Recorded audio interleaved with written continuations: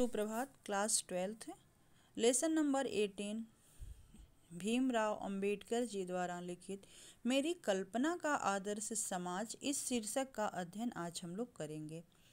जाति प्रथा के खेदजनक परिणामों की नीरस गाथा सुनते सुनते आप में से कुछ लोग निश्चय ही उब गए होंगे। यह अस्वाभाविक भी नहीं है। अतः अब मैं समस्या की रचनात्मक पहलू को लेता हूँ। मेरे द्वारा जाति प्रथा की आलोचना सुनकर आप लोग मुझसे यह प्रश्न पूछना चाहेंगे कि यदि मैं जातियों के विरुद्ध हूँ तो फिर मेरी दृष्टि में आदर्श समाज क्या है? ऐसा भीमराव अंबेडकर जी कहते हैं। क्या यह ठीक नहीं है? भ्रातृता अर्थात भाईचारे में किसी को क्या आपत्ति हो सकती है? किसी भी आदर्श समाज में इतनी गतिशीलता होनी चाहिए जिससे कोई भी वांछित परिवर्तन समाज के एक छोर से दूसरे छोर तक संचारित हो सके।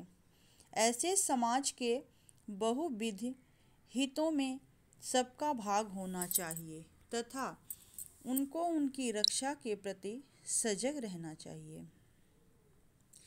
इस तरह लेखक जो हैं जाति प्रथा की आलोचना करते हैं और उनसे क्या सवाल पूछे जाएं तो अगर वह जाति प्रथा के विरुद्ध हैं तो उनकी दृष्टि में आदर्श समाज कैसा है?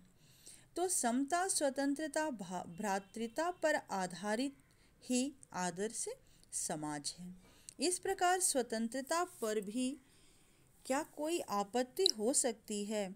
गमनागमन की स्वाधीनता, जीवन तथा शारीरिक सुरक्षा की स्वाधीनता के अर्थों में शायद ही कोई स्वतंत्रता का विरोध करे।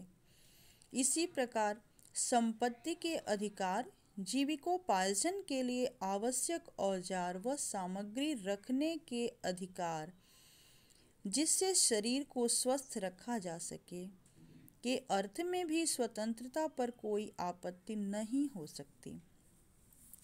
तो फिर मनुष्य की शक्ति के समक्ष एक प्रभावशाली प्रयोग की भी स्वतंत्रता क्यों ना दी जाए?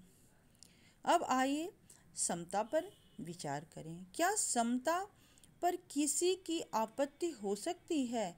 फ्रांसीसी क्रांति के नारे में समता शब्द ही विवाद का विषय रहा है।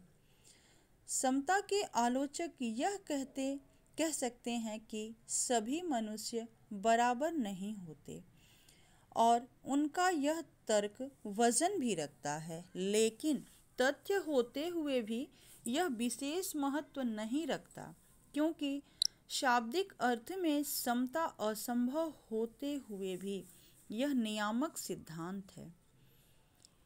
मनुष्य की क्षमता 3 बातों पर निर्भर करती है। मनुष्य की क्षमता कितनी बातों पर निर्भर करती है? तो मनुष्य की क्षमता जो है वो 3 बातों पर निर्भर करती है। शारीरिक वंश परंपरा, दूसरा सामाजिक उत्तराधिकारी अर्थात सामाजिक परंपरा के रूप में माता पिता की कल्याण कामना,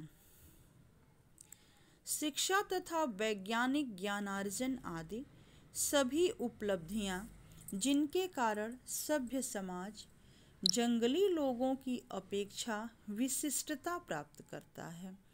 और अंत में तीसरी विशेषता जो है मनुष्य के अपने प्रयत्न। इन तीनों दृष्टियों से निस्संदेह मनुष्य समान नहीं होते।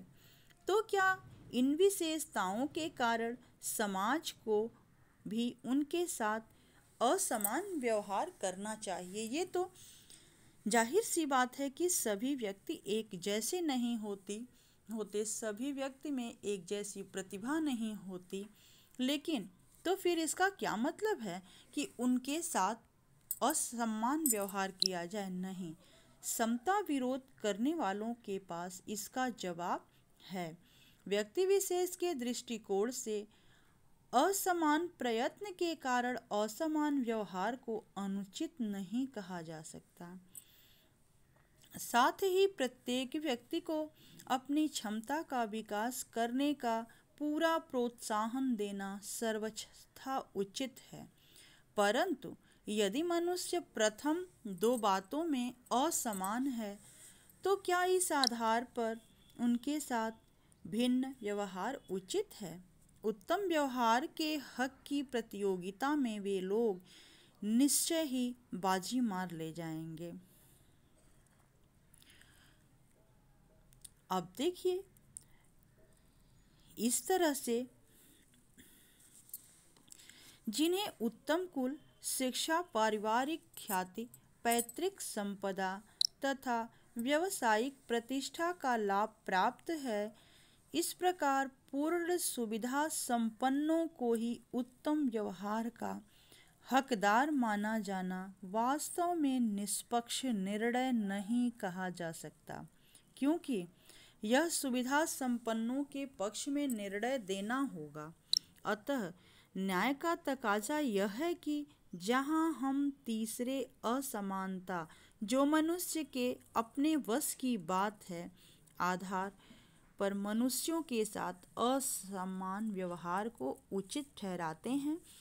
इसके साथ ही अब जो बचा हुआ इसका अंश है, हम लोग अगले दिन उसका अध्ययन करेंगे। धन्यवाद।